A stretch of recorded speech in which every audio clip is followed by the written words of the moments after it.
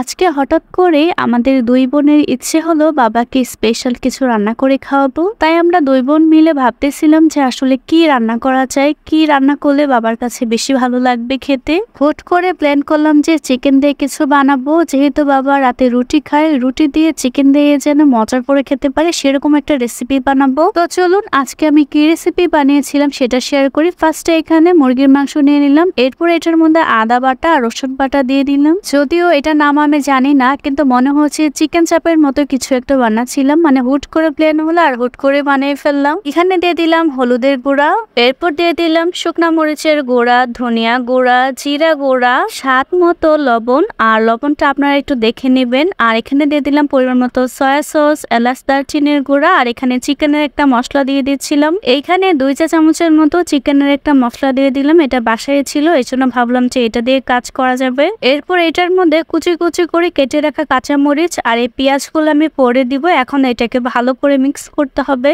এই খাবারটা বানিয়েছিলাম আজ থেকে আরো 15 দিন আগে, আর আমি এখন আপলোড দিচ্ছি, মানে আমি কি পরিমাণ অলস হয়ে যাচ্ছি দিন দিন। এই খাবারটা আমি রাতে বানিয়েছিলাম, মানে শুধু আমি না, আমার বোন আর আমি মিলে বানিয়েছিলাম, আর এটা খেতে এতটা মজা হয়েছিল। শুধু আপনার রেসিপিটি একটু ফলো করে বাসায় ট্রাই করবেন। এরপর আমি রেস্টে দিয়ে নিব 20 মিনিটের মতো, এই জন্য প্লেট দিয়ে ঢাকা দিয়ে নিয়েছি। 20 মিনিট পর আবার চলে এলাম, আর দেখেন কালারটা কতটা সুন্দর হয়েছে। আর আমি এটার মধ্যে কিন্তু আরেকটা ইনগ্রিডিয়েন্টস এড করেছিলাম, সেটা হচ্ছে টেস্টিং সল্ট। এবার চুলার মধ্যে একটা প্যান বসিয়ে দিয়েছি, আর এটার মধ্যে দিয়ে দিলাম সয়াবিন তেল পরিমাণ মতো। আর এটা এখন রান্না করতে হবে। আপনারা অবশ্যই যদি এটা বাসায় বানান রেস্টে দিয়ে নেবেন, আর মেরিনেট করা মাংস কিন্তু বেশি মজা হয়। আজকে যেহেতু বেশি বানানি, মানে আমাদের 4 জনের জন্য বানিয়েছিলাম, এই জন্য এই প্যানের মধ্যে সবগুলো একসাথে দিয়ে দিব। আরেকটা কথা তো বলতেই ভুলে গিয়েছিলাম, আপনাদের কিন্তু একটা গুড নিউজ দেওয়ার আছে, আমি কিছুদিনের মধ্যে গুড নিউজটা দিয়ে দিব। আপনারা যারা এই ভিডিওটা সম্পূর্ণটা দেখবেন তারা কিন্তু অবশ্যই এই গুড নিউজের কথাটা জানবেন, অবশ্যই কিন্তু কমেন্টে জানাবেন। আমি আসলে দেখতে চাই কারা ফুল ভিডিও দেখে কমেন্ট করে। এবার দেখেন কত সুন্দর করে তেলের মধ্যে আমি ভেজে নিয়েছি। কিছু কিছু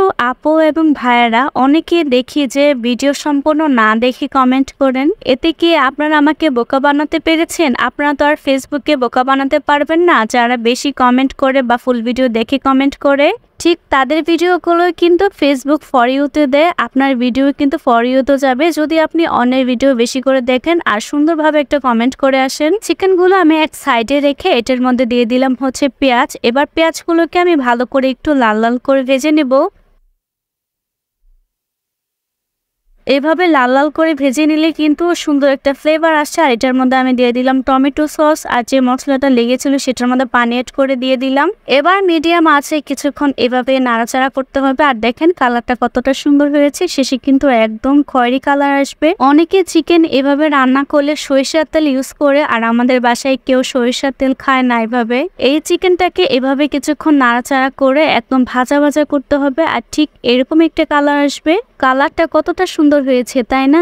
একদম ব্রাউন একটা কালার চলে এসেছে। এবার আমি ফ্রোজেন পরোটাগুলো ভেজে নিব। বাবা যেহেতু রাতে রুটি খায়, আর এজন্য ভাবলাম যে পরোটা বানিয়ে দিয়ে আজকে, তারপরে কিন্তু একদম কম তেল দিয়ে ভাজবো।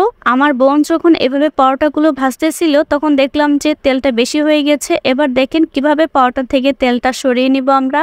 আপনারা চাইলে কিন্তু এভাবে বাসায় তেলটা শুষে নিতে পারেন। আরেকটা পরোটা দিয়ে এভাবে হচ্ছে ভালো করে চেপে চেপে নিয়ে নিব, যাতে আরেকটা পরোটার মধ্যে তেলটা লেগে যায়। আপনারা চাইলে কিন্তু এভাবে বাসায় পরোটা বানাতে পারেন। আর দেখেন কতটা সুন্দর হয়েছে পরোটাগুলো। আমরা পরোটা দিয়ে আজকে চিকেন চাপগুলো খাবো।